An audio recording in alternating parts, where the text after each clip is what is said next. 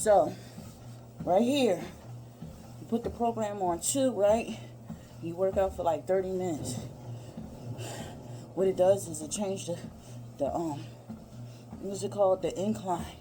Sometimes it get higher, and then after a while, you get a little lower. But the pace be like 2.5.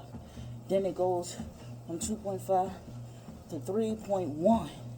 Then it goes from 3.1 to 3.7. And when it hit 3.7, I got a jog on that joint. But right now, we vibing with 2.5, alright?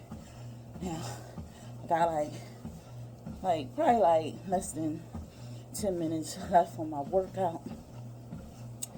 And after that, I'm all set. Got my water right here, honey. I'm gonna do that. And then I'm gonna teach y'all how to do a smoothie, okay? But I'm gonna drink that water, go upstairs, give you a little video on how I do my little smoothies and stuff. See, I got the waist trainer on, got the ball in the back, get my little back or something together. Look at it. I'm still walking on treadmill showing you all that.